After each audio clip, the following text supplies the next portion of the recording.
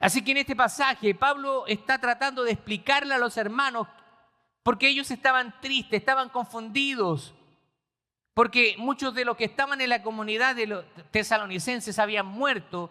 Entonces los que estaban vivos pensaban que aquellos que estaban muertos habían perdido la venida de Cristo. No tenían esperanza. Pero Pablo les escribe para que tengan esperanza, porque no está tratando de enfocarlos en los detalles de cómo será la segunda venida, pero sí en la esperanza. Y a veces en esto yo he visto que muchos cristianos a veces como que se empecinan en poder tratar de estudiar los acontecimientos finales. Y yo le digo que es algo que no es que no lo haga, pero la bestia, el caballo blanco, el 666, el número del hombre, la marca de la bestia y todas esas cosas como que son bastante llamativas para nosotros. El libro de Apocalipsis está lleno de símbolos y nos habla acerca de los tiempos finales. Pero lo que yo quiero decirle es que quizá usted no sea un experto en escatología, en el estudio de los tiempos finales, pero sí hay una cosa que usted tiene que estar seguro, en que quizá usted no entiende nada de los símbolos de Apocalipsis, pero lo único que usted debe entender es que si usted ha puesto su vida en Jesús, usted le ha entregado su vida, se ha arrepentido de sus pecados, entonces cuando Jesús venga, usted se va a ir con Él. Usted se va a ir con Él.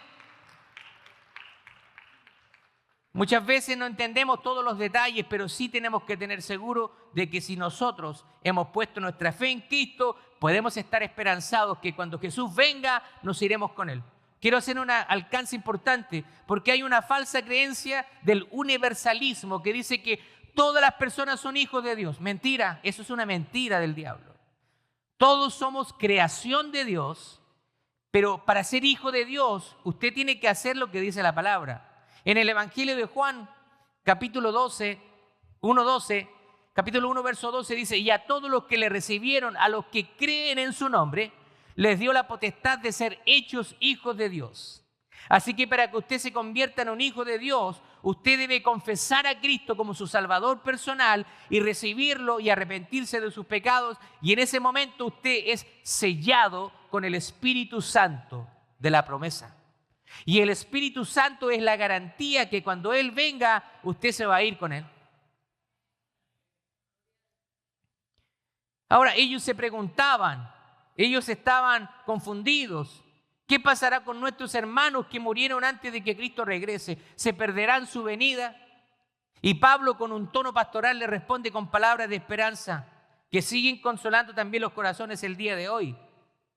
Pablo enseña que los que murieron en Cristo no están en desventaja, sino por el contrario, participarán primero cuando suceda la aparición de nuestro Señor Jesucristo en las nubes. Vamos al texto. La primera parte es el problema de la ignorancia espiritual. Versículo 13. Tampoco queremos, hermanos, que ignoren acerca de los que duermen, para que no se entristezcan como los demás que no tienen esperanza. Aquí hay un lenguaje que se utiliza en las Escrituras. Dice, usted probablemente escucharon, en la antigüedad, en el Antiguo Testamento dicen, y murió Abraham y fue a dormir con sus padres. O murió Jacob, Isaac y fue a dormir. Déjeme decirle que ese dormir no significa to sleep, no significa literalmente dormir, sino que es un lenguaje para dar a entender de que esa persona ha muerto. Entonces, a raíz de esto, muchas personas a veces piensan que la gente que muere está durmiendo en un cierto estado de inconsciencia, pero eso no es verdad. La palabra dormir viene del griego koimao, y aquí no significa la inconsciencia del alma, sino una forma cristiana de hablar de la muerte.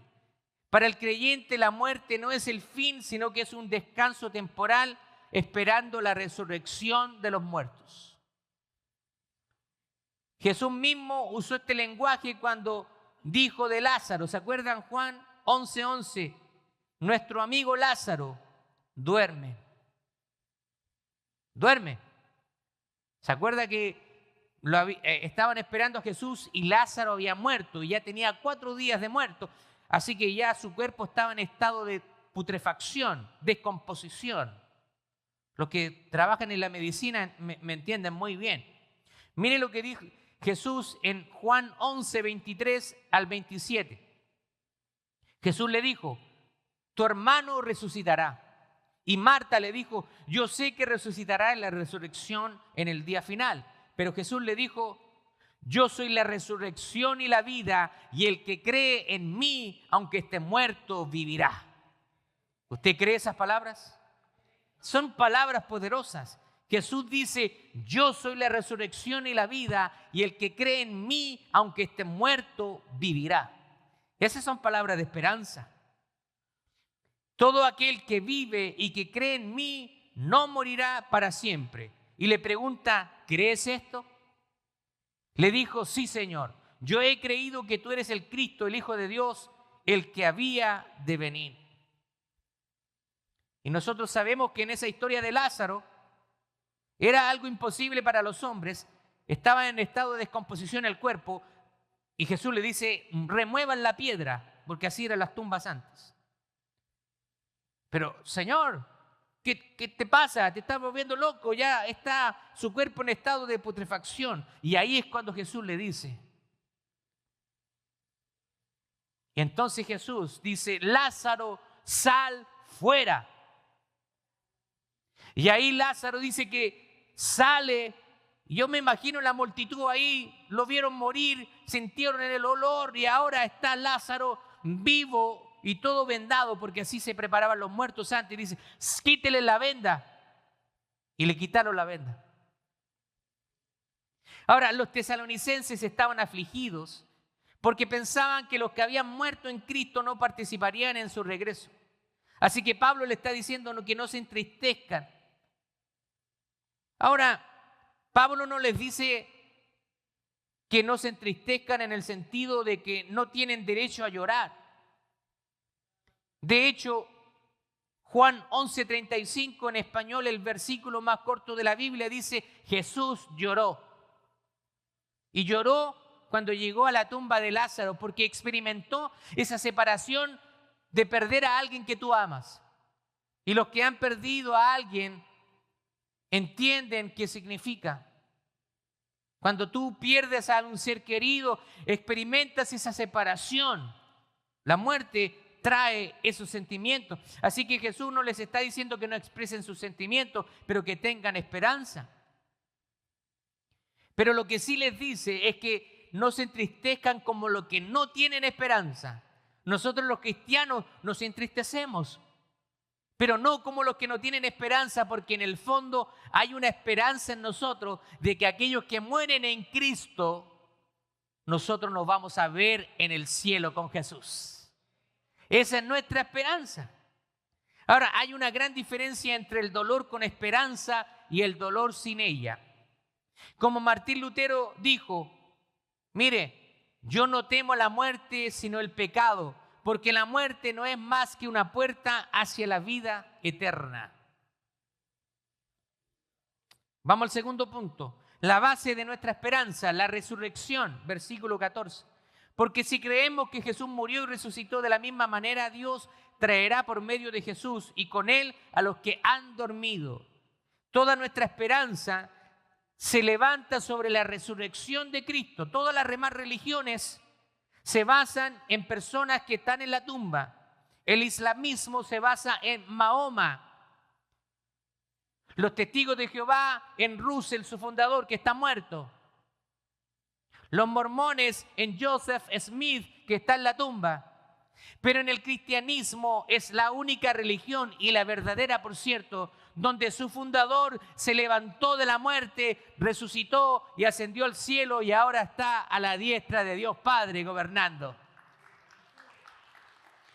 Ese es el Dios en el cual nosotros hemos creído. Él realmente murió, Jesús murió físicamente y también resucitó corporalmente. Y esa es la garantía de los que están en Cristo, también vamos a vivir, también vamos a resucitar. Y Pablo afirma, así también traerá con Dios con Jesús a los que durmieron en Él. Es decir, cuando Cristo regrese, los creyentes que murieron vendrán con Él. ya en su presencia, y la muerte no los separó de Cristo. No hay olvido ni pérdida, hay esperanza y reunión. Así que escúcheme bien, escúcheme bien. Para usted estar con Jesús en la eternidad, usted tiene que darle su vida a Jesús en vida. Porque después de la muerte ya no hay oportunidad. La palabra de Dios dice que está establecido para el hombre que muera una sola vez y luego de esto el juicio. Quiere decir que cuando una persona muere, si ya tomó una decisión en vida, porque usted toma una decisión, o recibe a Cristo o lo rechaza, porque incluso si usted rechaza a Cristo, está tomando una decisión. Así que se toma en vida. Después de la muerte ya no hay posibilidad de elección. Por eso usted tiene que tomar una decisión ahora en vida. Y cuando usted muere sin Cristo, usted va a ser separado eternamente de Dios. Ahora, el catolicismo romano tiene un dogma o una enseñanza que se inventaron porque no está en la Biblia, y yo reto a cualquier persona que crea lo contrario, que me lo demuestre a través de las Escrituras, que hay una posibilidad de que cuando un familiar se va a un lugar que ellos le llaman, se me fue el nombre, el purgatorio. Gracias, hermano. Existe un lugar que es el purgatorio, que las almas están ahí, y si nosotros oramos aquí en la tierra, las almas pueden alcanzar el cielo. Eso es falso. La misma Biblia declara que una vez de la muerte viene el juicio para la persona. Ya no hay nada más que hacer. Nada más que hacer. Así que es ahora que usted tiene que tomar una decisión. Vamos a ver la parte número 3, la revelación del Señor sobre su venida. Versículos 15 al 17. Pues le decimos esto por palabra del Señor. Nosotros que vivimos, que habemos quedado hasta la venida del Señor, de ninguna manera precederemos a los que ya durmieron, porque el Señor mismo descenderá del cielo con aclamación, con voz de arcángel y con trompeta de Dios, y los muertos en Cristo resucitarán primero. Luego nosotros los que vivimos y habremos quedado, seremos arrebatados juntamente con ellos en las nubes para el encuentro con el Señor en el aire, y estaremos siempre con el Señor. ¡Wow! Esto está pero poderoso. Denle un aplauso al Señor. Así que Pablo aquí no está especulando sobre el futuro, sino que está transmitiendo una revelación de parte de Dios. Acá Pablo utiliza una palabra que se refiere a la venida del Señor, que es la parusía. Parusía o advenimiento del Señor. Este es un término común para referirse a la venida del Señor. Usted va a escuchar a los teólogos referirse como la parusía o la venida del Señor. Y existe en la teología lo que se llama el estado intermedio. Vamos a ver qué sucede cuando una persona se muere, porque hay mucha confusión. Los cristianos a veces no saben y estamos aquí para aprender. En Lucas capítulo 16, verso 19 al 31, se narra la historia del rico y del Lázaro. Ambos murieron, pero continuaron en una existencia consciente individual. Y es lo que llamamos el estado intermedio. Todas las personas van a un lugar después de la muerte esperando la resurrección de los muertos. Dice que Lázaro fue al seno de Abraham y el rico fue a la parte, ¿cierto?, de tormento en el Hades. Y estaban ambos conscientes. Algunos han tratado de tildar esta historia como una parábola, pero es muy difícil que sea una parábola, porque en la parábola son historias ficticias y generalmente no se dan nombres personales. Pero incluso si fuera una parábola, está enseñando una realidad. Así que para aquellos que creen que es una parábola, aún así está enseñando una verdad. El doctor Jack Cottrell, en su teología sistemática, nos da algunas características importantes de lo que significa el estado intermedio. Primero, El estado intermedio es ausencia o separación del cuerpo. Nosotros estamos hechos de cuerpo, alma y espíritu. Entonces, nuestra parte espiritual sale del cuerpo cuando morimos y nuestro cuerpo inerte se queda aquí en la tierra. Vuelve al polvo en más de 70 elementos que conforman el cuerpo humano. Los científicos han descubierto que el cuerpo humano contiene todos los elementos que hay en la tierra. Así que cuando nosotros nos descomponemos y nos volvemos polvo, volvemos de donde pertenecemos, a la tierra. Así que ausencia del cuerpo. Segundo, un estado de conciencia. Las personas que mueren están conscientes, saben que están ahí. Y tercero, existe tormento o felicidad. Y esto depende si la persona murió salva en Cristo o no.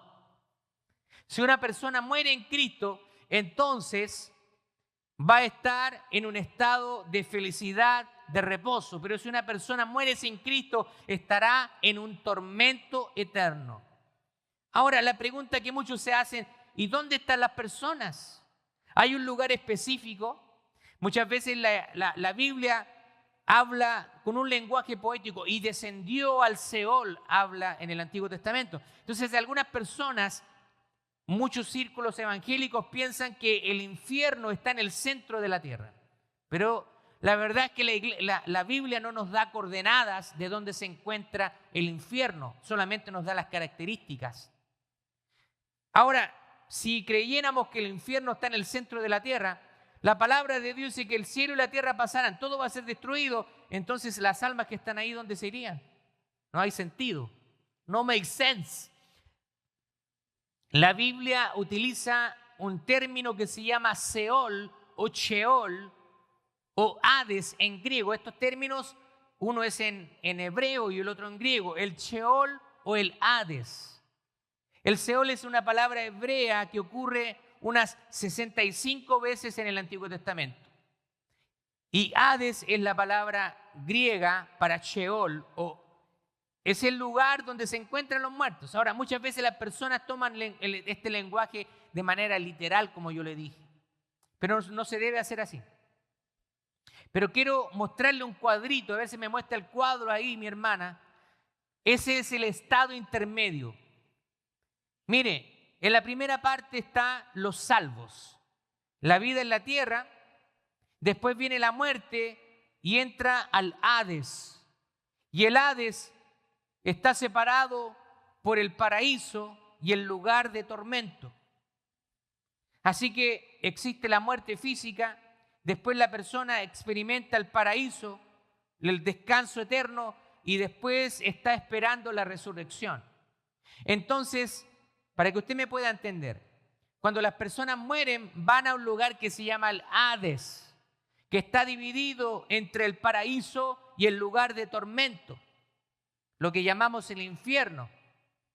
Está dividido, nadie puede traspasar, hay una frontera entre el Hades, el lugar de los muertos, y el lugar de tormento. Así que ahí está el alma, separada del cuerpo. Pero una vez que la persona, cuando Jesucristo venga, las personas que están ahí van a salir de ese lugar. No importa si una persona fue quemada o enterrada. Cuando Jesucristo venga, ¿acaso usted cree que Dios no tiene el poder para juntar cada partícula, cada átomo de esa persona?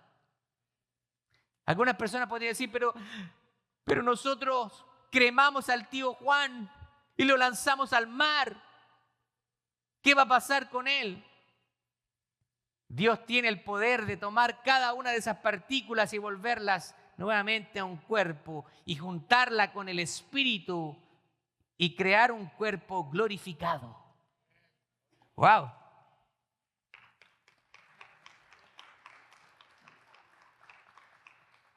Yo no quiero entrar en este debate porque también hay un debate que algunas personas piensan que es pecado la cremación, otros que no. Eso lo dejo para que usted lo piense, pero ¿qué pasa con aquellos cristianos que fueron quemados vivos? Fueron cremados de manera forzosa, no pudieron ser enterrados. ¿Van a ser resucitados? La respuesta es sí. La respuesta es que sí. Nosotros, ya sea que hayamos sido cremados, nuestro cuerpo destruido, todas las partículas de nuestro cuerpo se van a juntar. Y cuando Jesús venga, nuestro cuerpo físico se va a juntar con el alma, el espíritu, y recibiremos un cuerpo glorificado como el de Jesús. Bueno, usted sabe, o quizá usted no sabe, pero mi primera profesión antes de ser pastor, yo estudié química. Así que estas cositas a mí me apasionan también. Así que encontré lo que se llamaba la ley de Lavoisier. Ahora, ¿quién es Lavoisier? Lavoisier era un científico y él escribió, o mejor dicho, propuso lo que se llama la ley de la conservación de la materia o la ley de Lavoisier. ¿Y qué es lo que dice la ley de conservación de la materia? Dice que la materia no se crea ni se destruye, solo se transforma. Así que cuando nosotros como materia física nos descomponemos, no hay pérdida de materia, solamente hay transformación. Cuando usted quema madera, la madera llega a ser ceniza. ¿Y dónde está el resto? ¿Qué pasó con el resto? Cuando usted quema algo, se produce agua y CO2. El carbono se convierte en carbono gaseoso, pero en otros compuestos, CO2 más agua, y lo que queda ahí de resto de ceniza. Así que la materia no se crea ni se destruye, solo se transforma. Así que esto me hace recordar de nuestra transformación, del cuerpo en el sepulcro, transformado en polvo, pero luego transformado en un cuerpo glorioso delante del Señor. Vamos a ver el orden de los eventos. Primero, el Señor descenderá del cielo, dice acá. Dice con voz de mando, con voz de arcángel y con trompeta de Dios. Acá vemos una proclamación triple. La voz de mando es autoridad. El poder celestial es la voz del arcángel. Y el anuncio solemne, hay una trompeta de Dios. Va a haber una trompeta de Dios. Dice con voz de mando, con voz de arcángel y con trompeta de Dios. Y este lenguaje indica un acontecimiento público, glorioso y audible. Todo oído escuchará eso. Segundo, los muertos en Cristo resucitarán primero. Y aquí es la parte donde nosotros, los que hemos perdido algún ser querido en Cristo y que esa persona era cristiana, ellos van a resucitar primero que nosotros. Ahora, tercero, si que nosotros estamos vivos para la venida del Señor, no vamos a experimentar la muerte. A mí me encantaría eso, siéndole honesto. Los creyentes vivos serán transformados y arrebatados. En inglés le llaman caught up. Van a ser pero tomados en una milésima de segundo, quizás ni siquiera es capaz de contarse. La palabra arrebatados viene de una palabra griega que es harpazo, y que significa ser tomados con fuerza y con rapidez de manera violenta. A este acontecimiento usualmente se le conoce como el rapto de la iglesia. Ahora, algunas personas critican el rapto porque dicen que la palabra rapto no aparece en la Escritura como tal. Y es cierto, pero el concepto sí. Al igual que la palabra Trinidad no aparece en la Biblia, pero entendemos el concepto. El concepto está en la Biblia. La palabra rapto no aparece en la Biblia, pero sí está el concepto, la enseñanza. Ahora, rapto viene de una palabra que se tradujo del latín, que es rapio. Y Pablo habla de un encuentro glorioso y no de una evasión del mundo, sino una reunión con Cristo. Número 4, el encuentro con el Señor en el aire. Dice, para recibir al Señor en el aire. La palabra recibir es la palabra apántesis y era usada para describir a un grupo que salía a recibir a un rey glorioso que regresaba a la ciudad. Así que eso es lo que nosotros vamos a hacer precisamente. Vamos a ir a encontrarnos con nuestro rey, con nuestro Salvador en las nubes. Ahora, hay muchas referencias cruzadas de los pasajes que leímos ahora. Lucas 17. Versos 34 al 37 dice así: os digo que en aquella noche estarán dos en una cama, el uno será tomado y el otro será dejado. Dos mujeres estarán moliendo juntas, la una será tomada y la otra será dejada. Dos estarán en el campo, el uno será tomado y el otro será dejado. Y respondiendo le dijeron: ¿dónde, Señor? Y él les dijo: donde estuviera el cuerpo, allí se juntarán también las águilas. Así que hay matrimonios donde uno es cristiano y el esposo o la esposa no. Cuando venga Cristo, el que era cristiano se va a ir con el Señor y el esposo o esposa inconversa se va a quedar ahí. Se va a quedar. Va a ser un caos en la tierra. Millones y millones de personas van a desaparecer. Y los que se quedan atrás, left behind, ¿qué va a pasar con ellos? Van a estar aterrados. ¿Qué pasó con todas esas personas? Van a tratar de justificar este acontecimiento. Se lo llevaron los extraterrestres, van a decir. A todo esto no creo en extraterrestres, pero sí creo que el diablo es capaz de engañarnos, mostrando y apareciendo en el cielo cosas. Otra referencia cruzada, 1 Corintios capítulo 15, versos 51 al 54, dice: he aquí os digo un misterio, no todos dormiremos, pero todos seremos transformados. Ahí recuerde, la palabra dormir significa morir. No todos moriremos, pero todos seremos transformados. Ahí está hablando de esto, del rapto. Versículo 52, en un momento, en un abrir y cerrar de ojos, a la final trompeta, porque se tocará la trompeta y los muertos serán resucitados incorruptibles y nosotros seremos transformados, porque es necesario que esto corruptible se vista de incorrupción y esto mortal se vista de inmortalidad. Y cuando esto corruptible se haya vestido de incorrupción y esto mortal se haya vestido de inmortalidad, entonces se cumplirá la palabra que está escrita: sorbida es la muerte en victoria. Así que Pablo también les escribió acá a la iglesia de Corinto lo mismo que estaba diciendo a la iglesia en Tesalónica. Ahora, la iglesia de Tesalónica, recuerde que era una iglesia joven. Y algunos quizás, muchas veces podemos decir: mira, a un nuevo creyente no hay que enseñarle todavía de la venida de Cristo, son muchas cosas, pero al menos hay que decirle que hay esperanza, que Cristo viene, hay que enseñárselo desde un principio. Ellos eran nuevos en la fe y ellos le están diciendo: miren, Cristo viene, manténganlo en mente, vivan su vida, porque Cristo viene en cualquier momento. Número 5, y así estaremos siempre con el Señor. Así que esa es la meta de toda la redención, estar para siempre con Cristo. Cuando usted se muera, usted va a ir a morar, a vivir con su Salvador. ¿Se imagina usted mirar a Jesucristo cara a cara? Encontrarse con sus seres queridos, con su abuelito, con su tío, con su hermano, con aquel bebé que perdió en sus brazos o aquel bebé que perdió en su pancita, y lo va a ver ahí resucitado. Es esperanza. Es esperanza. Nosotros con mi esposa perdimos un bebé, pero cuando lleguemos allá lo vamos a conocer. Yo no sé si será hombre, mujer, pero lo vamos a conocer. ¿Se da cuenta de eso? De esa esperanza que hay ahí. Tiene que ser algo que realmente nos erice los vellos del cuerpo, porque tenemos que pensar en aquello que es algo tan espectacular que vamos a experimentar. Número 4, el propósito práctico, el consuelo mutuo, dice el versículo 18. Por tanto, aliéntense los unos a los otros con estas palabras. Tenemos que estar animándonos unos a otros. Anímense unos a otros. Tenemos esperanza en Cristo.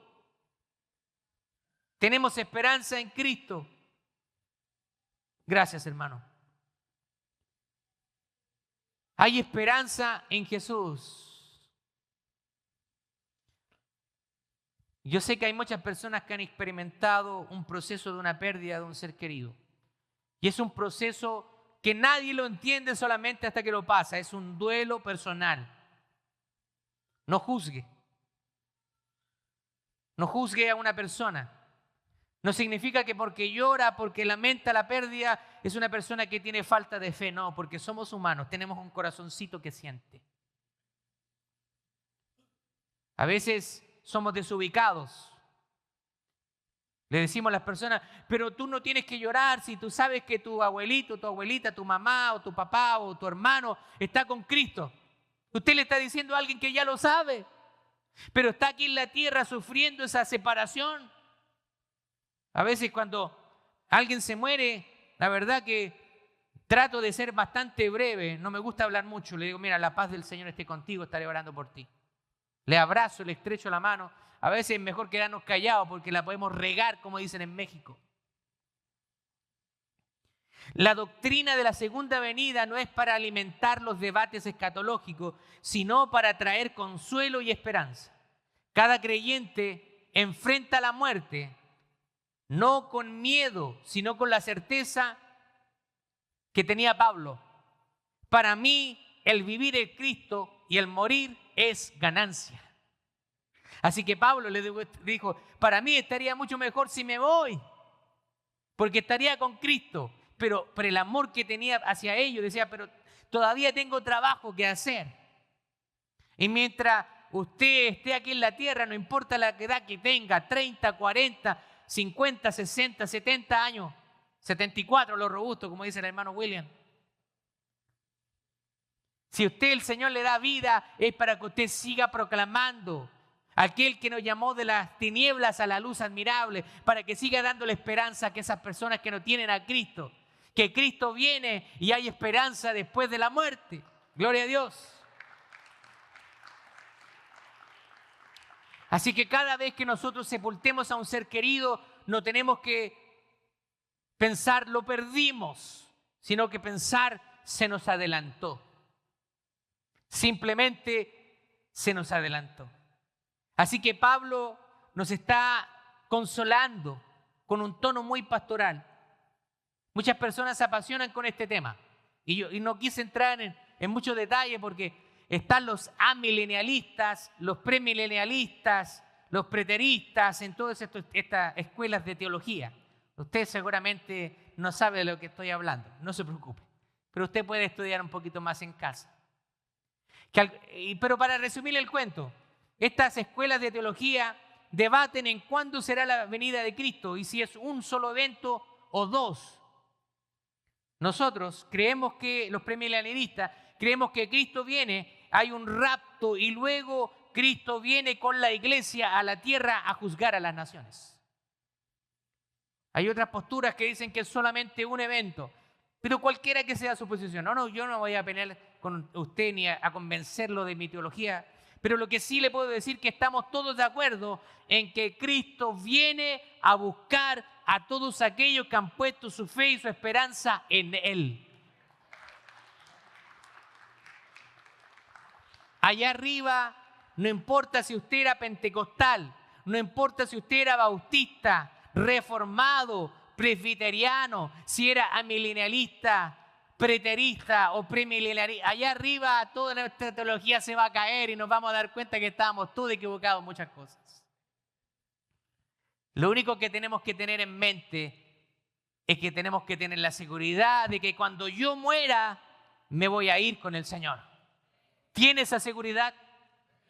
Gloria a Dios. Y si usted no la tiene, ¿qué está esperando para entregarle su vida a Cristo? La palabra del Señor dice, por cuanto todos pecaron, están destituidos de la gloria de Dios. Pero también Pablo en el libro de Romanos, en el capítulo 10, verso 8 dice, y 9, si confesares con tu boca que Jesucristo es el Señor y creyeres en tu corazón que Dios le levantó de los muertos, tendrás la vida eterna. Hay que confesar, hay que creer. Ahora, permítame hacerle algunas preguntas para que usted reflexione. ¿Tiene esa esperanza? ¿Tiene esa seguridad que cuando usted se muera se va con Cristo? ¿Qué lo está resistiendo a entregarle su vida a Jesús? ¿Por qué se está resistiendo? ¿Por qué esa rebeldía? Esa autosuficiencia. Yo no necesito a Dios.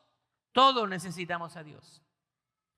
Puedes decir hoy, yo no sé quién, yo sé en quién he creído y estoy seguro dónde voy. ¿Puede usted decir eso? Yo sí. Yo sé en quién he creído y sé que cuando muera me voy a morar con Jesús. Voy a vivir con Jesús para siempre. Lamentablemente, la salvación no es algo que nosotros podamos compartir en el sentido de salvar a alguien más. La salvación es personal. Nosotros, como familia, yo tengo que ser salvo. La salvación de mi esposa y de mis hijos, ellos tienen que tomar su decisión de manera personal. Algunas personas malinterpretando un versículo que Dios le dio, Pablo le dio al carcelero, cree y serás salvo tú y tu casa. Esa era una promesa para el carcelero, no para nosotros. Así que no quiere decir que si usted cree, ya su casa está salva. No. Cada una de las personas tiene que tomar una decisión personal. Esa promesa fue para el carcelero y porque Pablo tiene que haber recibido esa revelación de que toda la familia del carcelero iba a recibir a Cristo. Pero no es una promesa para nosotros hoy en día. Cree tú y serás salvo tú y tu casa. No es una promesa para nosotros. Cada uno de los miembros de nuestra familia tiene que creer. Jesús nos prometió, vendré otra vez y os tomaré a mí mismo para que donde yo estoy vosotros también estéis. Juan 14:13. Él dijo, yo soy la resurrección y la vida. Quiero dejarle algunas cosas prácticas para que nos terminemos este tiempo. Primero, vivamos con esperanza y no con temor. Si usted no piense en la muerte, sabemos que vamos a morir, pero no mire la muerte con temor, con terror, simplemente véalo como un paso para estar con su Señor. En un mundo que está lleno de incertidumbre, el cristiano debe tener certeza de que Cristo resucitó y por eso los creyentes también vamos a resucitar. Segundo, consolémonos mutuamente en el dolor. Cuando un hermano parte, lloremos a esa persona, pero llorémosla con esperanza. Compartamos las promesas de este texto para fortalecer a aquellos que sufren. Tercero, estemos preparados para su regreso. No sabemos el día ni la hora, pero sí sabemos que Él vendrá. Vivamos en santidad, vigilantes, sirviendo fielmente al Señor. Y por último, proclamemos al mundo la esperanza eterna. El mundo teme a la muerte, pero nosotros tenemos el mensaje de la vida eterna. Solamente a través de Cristo hay perdón de los pecados y no hay una promesa de una resurrección futura.